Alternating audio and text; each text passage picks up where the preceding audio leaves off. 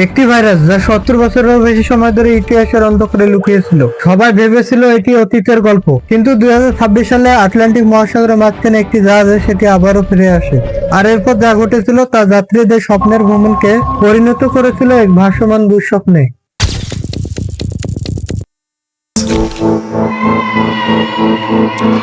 আপনারা হয়তো হান্টা ভাইরাসের নাম শুনেছেন। অনেকেই বলেন এই ভাইরাসে আক্রান্ত হলে মৃত্যুর ঝুঁকি 40 থেকে 50% পর্যন্ত হতে পারে। তাই স্বাভাবিকভাবেই অনেকের মনে একটি প্রশ্ন ঘুরপাক খাচ্ছে, আমরা কি আবারও করোনা ভাইরাসের মতো আরেকটি বিশ্বব্যাপী মহামারীর মুখোমুখি হতে যাচ্ছি? এই প্রশ্নের উত্তর জানতে হলে আমাদের 4টি বিষয় বুঝতে হবে। প্রথমত, হান্টা ভাইরাস আসলে কি? দ্বিতীয়ত, 70 বছরও আগে আবিষ্কৃত হওয়ার পরও কেন এটি এখনো ছড়িয়ে পড়ছে? তৃতীয়ত, এই ভাইরাস কিভাবে মানুষের মধ্যে সংক্রমিত হয়? আর চতুর্থ ও সবচেয়ে গুরুত্বপূর্ণ প্রশ্ন, এটি কি ভবিষ্যতে একটি বড় মহামারীর কারণ হতে পারে? তাহলে চলুন শুরু করা যাক। আগে আপনাদের একটা প্রশ্ন করি, এই অদ্ভুত দেখতে মাস্কটি কি আপনারা আগে দেখেছেন? অনেকেই হয়তো চিনে ফেলেছেন, অনেকেই হয়তো এখনো চেনেননি। এটি হলো প্লেগ ডাক্তারের মাস্ক। ইতিহাসে সবচেয়ে ভয়াবহ মহামারীর মধ্যে একটি ছিল ব্ল্যাক ডেথ বা প্লেগ। এই রোগ ইউরোপ সহ বিশ্বের বিভিন্ন অঞ্চলের লক্ষ লক্ষ মানুষের জীবন কেড়ে নিয়েছিল। সেই সময় ডাক্তাররা এই বিশেষ ধরনের মাস্ক ব্যবহার করতেন। কিন্তু জানেন কি কেন? আজ আমরা জানি রোগ ছড়ায় ভাইরাস, ব্যাকটেরিয়া এবং অন্যান্য জীবাণুর মাধ্যমে।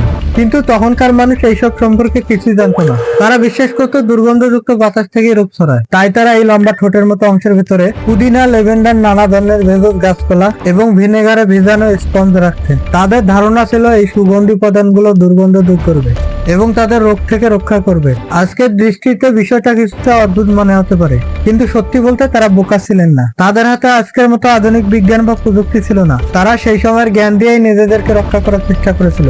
এখানেই আমি একটি গুরুত্বপূর্ণ বিষয় তুলে ধরতে চাই। আপনাদের মধ্যে অনেকেই হয়তো এই তথ্যগুলো আগে জানতেন না, আবার অনেকেই এই মাস্কটি দেখে ভয় পাচ্ছেন, কারণ এটি দেখতে বেশ রহস্যময় ও ভীতিকর। কিন্তু সত্যি বলতে আমাদের মহামারী সম্পর্কে ধারণা জ্ঞান খুবই সীমিত। আমরা বেশিরভাগ সময়ে এইসব বিষয় জানার প্রয়োজন অনুভব করি না। অথচ ইতিহাস আমাদের বারবার দেখিয়েছে কোনো দুর্যোগ সম্পর্কে অজ্ঞতা সেই দুর্যোগকে আরো ভয়ঙ্কর করে তোলে। কারণ আমরা যখন কোনো বিষয় সম্পর্কে জানি না, তখন ভয়, গুজব এবং ভুল তথ্য খুব দ্রুত ছড়িয়ে পড়ে। আর ঠিক এই কারণে আজকের ভিডিওটি খুবই গুরুত্বপূর্ণ। এই ভিডিওতে আমরা হান্টা ভাইরাস সম্পর্কে এমন কিছু তথ্য জানবো যা হয়তো আপনার দৃষ্টিভঙ্গি বদলে দেবে। ভিডিওর শেষে আপনি বুঝতে পারবেন আসলে এই ভাইরাসটি কতটা ভয়ঙ্কর, কতটা বাস্তব হুমকি আর কতটা মানুষের আতঙ্ক। কারণ একটা বিষয় সবসময় মানুষের মনে রাখা দরকার, কোনো অজানা জিনিস আমাদের সবচেয়ে বেশি ভয় দেখায়, কিন্তু যখন আমরা সেটাকে ভালোভাবে বুঝতে শুরু করি তখন ভয় কমে যায় আর সত্যিটা স্পষ্ট হয়ে ওঠে। তাহলে চলুন জেনে নেওয়া যাক হান্টা ভাইরাস আসলে কি। হান্টা ভাইরাস কি, এ সম্পর্কে আপনারা কি জানেন? কিছুদিন আগে একটি জাহাজের খবর ছড়িয়ে পড়ে, যেখানে কয়েকজন যাত্রী হঠাৎ অসুস্থ হয়ে পড়েছিলেন। খবরটি শুনে অনেকেরই 2020 সালের করোনা ভাইরাসের কথা মনে পড়ে যায়। তখনও প্রথমে শোনা গিয়েছিল চীনের একটি এলাকায় কিছু মানুষ অসুস্থ হয়ে পড়েছে। অনেকেই ভেবেছিল এটা তো অনেক দূরের ঘটনা, আমাদের কিছু হবে না। কিন্তু ধীরে ধীরে সেই ভাইরাস সারা পৃথিবীতে ছড়িয়ে পড়েছিল। এবারও মানুষ একই ধরনের প্রশ্ন করতে শুরু করে, কারণ অনেক জায়গায় বলা হচ্ছিল হান্টা ভাইরাসে আক্রান্ত হলে মৃত্যুর ঝুঁকি 40 থেকে 50% পর্যন্ত হতে পারে। তুলনামূলকভাবে করোনা ভাইরাসের মৃত্যু হার অনেক কম। তাহলে চলুন জেনে নেওয়া যাক আলোচিত জাহাজটিতে আসলে কি ঘটেছিল। 2026 সালের 1 এপ্রিল একটি জাহাজ 33 দিনের সমুদ্র যাত্রায় রওনা দেয়। জাহাজটি পৃথিবীর দুর্গম ও বিচ্ছিন্ন কিছু এলাকায় যাওয়ার কথা ছিল। মেরু অঞ্চলের কঠিন পরিবেশেও চলতে পারত বলে জাহাজটি বিশেষভাবে পরিচিত ছিল। তাই এটি আন্টার্কটিকা থেকে যাত্রা শুরু করে। শুরুতে সবকিছু স্বাভাবিকই ছিল। 5 দিন পর 70 বছর বয়সী এক যাত্রী অসুস্থ হয়ে পড়েন। তার জ্বর, বমি বমি ভাব, ক্লান্তি, ডায়রিয়া, পিঠে ব্যথা এবং পেটে ব্যথা ছিল।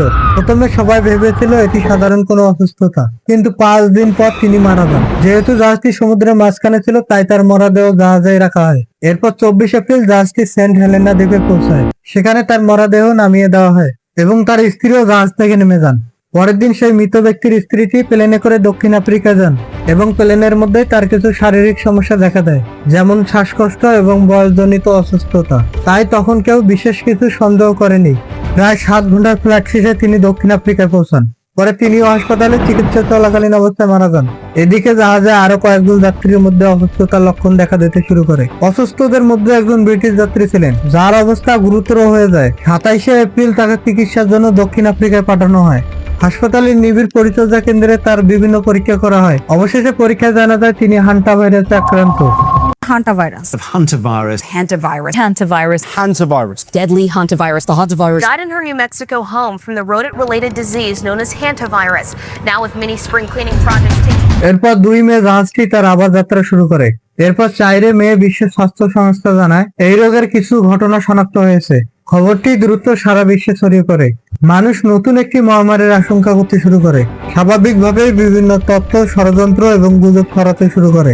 কেউ বলছিল এটি ল্যাবে তৈরি করা হয়েছে, আবার কেউ বলছিল এর পেছনে বড় কোনো পরিকল্পনা আছে। তবে এসব দাবির সত্যতা নিয়ে নির্ভরযোগ্য কোনো প্রমাণ এখন পর্যন্ত সামনে আসেনি।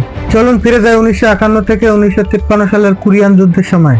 হঠাৎ করে জাতিসংঘের সৈনিকদের মধ্যে একটি অদ্ভুত ও ভয়ঙ্কর রোগ ছড়িয়ে পড়ে। 3000-এরও বেশি সৈনিক এতে আক্রান্ত হয়েছিল। রোগটির লক্ষণ ছিল খুবই ভয়াবহ। তীব্র জ্বর, শরীরের ভেতর রক্তক্ষরণ এবং অনেক ক্ষেত্রে কিডনি বিকল হয়ে যেত। সৈনিকদের মধ্যে আতঙ্ক ছড়িয়ে পড়ে, কারণ সেই সময়ে এই রোগে মৃত্যু হচ্ছিল 40 থেকে 50%। প্রথম দিকে কেউই বুঝতে পারছিল না আসলে এই রোগ কোথায় থেকে এসেছে। যেহেতু তখন যুদ্ধ চলছিল, তাই অনেকেই সন্দেহ করছিল এটি হয়তো উত্তর কোরিয়া বা সোভিয়েত ইউনিয়নের তৈরি কোনো জৈব অস্ত্র। তাদের ধারণা ছিল এটি কোনো সাধারণ রোগ নয়, বরং শত্রুদের ধ্বংস করার জন্য তৈরি করা এক গোপন অস্ত্র। কিন্তু বাস্তবতা ছিল ভিন্ন। পরবর্তী 20 বছরেরও বেশি সময় ধরে বিজ্ঞানীরা এই রহস্যের সমাধান খুঁজে বের করার চেষ্টা করেছিল। মানুষ আক্রান্ত হচ্ছিল, মারা যাচ্ছিল, কিন্তু কেউই জানতো না আসলে ভাইরাসটি কোথা থেকে আসতেছে। এরপর গল্পে আসেন দক্ষিণ কোরিয়ার ভাইরাস বিশেষজ্ঞ হোয়াং লি। টানা 8 বছর ধরে তিনি ও তার দল এই রোগ নিয়ে গবেষণা চালিয়ে যান। কাজটি ছিল খুবই ঝুঁকিপূর্ণ। গবেষণার সময় তার দলের কয়েকজন সদস্য এই রোগে আক্রান্ত হন। অনেকেই সন্দেহ করতো তিনি হয়তো কোনো জৈব অস্ত্র তৈরির কাজ করছেন, কিন্তু তিনি থামেননি।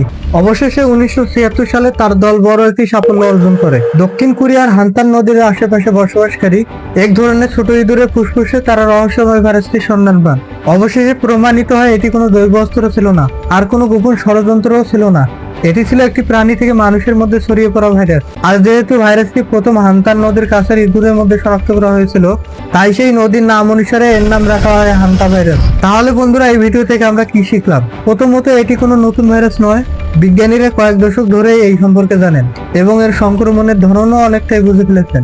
দ্বিতীয়ত, এই ভাইরাস অবশ্যই বিপজ্জনক। কিছু কিছু ক্ষেত্রে এর মৃত্যু আর বেশিও হতে পারে, কিন্তু এর মানে এই নয় যে এটি করোনা ভাইরাসের মতো সহজে সারা বিশ্বে ছড়িয়ে পড়বে। কারণ হান্টা ভাইরাস সাধারণত আক্রান্ত ইঁদুরের মলমূত্র ও লালার মাধ্যমে মানুষের শরীরে প্রবেশ করে। অধিকাংশ ক্ষেত্রে এটি একজন মানুষ হতে আরেকজন মানুষের মধ্যে সহজে ছড়ায় না। তাই আতঙ্কিত হওয়ার পরিবর্তে সচেতন হওয়াই সবচেয়ে গুরুত্বপূর্ণ। ঘরবাড়ি বা গুদামে ইঁদুরের উপদ্রব হলে সতর্ক থাকুন। ইঁদুরের মল ও বাসাবাড়ি পরিষ্কার করার সময় মাস্ক ও গ্লাভস ব্যবহার করুন। হাত ভালোভাবে ধুয়ে ফেলুন এবং স্বাস্থ্যবিধি মেনে চলুন। ইতিহাস আমাদের একটি বিষয় বারবার শিখিয়েছে, গুজব নয়, সঠিক তথ্যই আমাদের সবচেয়ে বড় শক্তি। কারণ অজানা বিষয় মানুষকে ভয় দেখায়, কিন্তু জ্ঞান সেই ভয়কে দূর করে। আর তাই হান্টা ভাইরাস সম্পর্কে জানার উদ্দেশ্য ভয় পাওয়া নয়, বরং বাস্তবতা বোঝা। আজকের ভিডিওটি যদি ভালো লেগে থাকে তাহলে অবশ্যই একটি লাইক দিন, বন্ধুদের সাথে শেয়ার করুন এবং আরো এরকম তথ্যভিত্তিক ভিডিও দেখতে চ্যানেলটি সাবস্ক্রাইব করুন। পরবর্তী ভিডিওতে দেখা হবে নতুন কোনো রহস্য, ইতিহাস এবং বিজ্ঞানের অবিশ্বাস্য গল্প নিয়ে। ততক্ষণ পর্যন্ত ভালো থাকুন, সুস্থ থাকুন, আর মনে রাখুন সচেতনতা আতঙ্কের চেয়ে বেশি শক্তিশালী।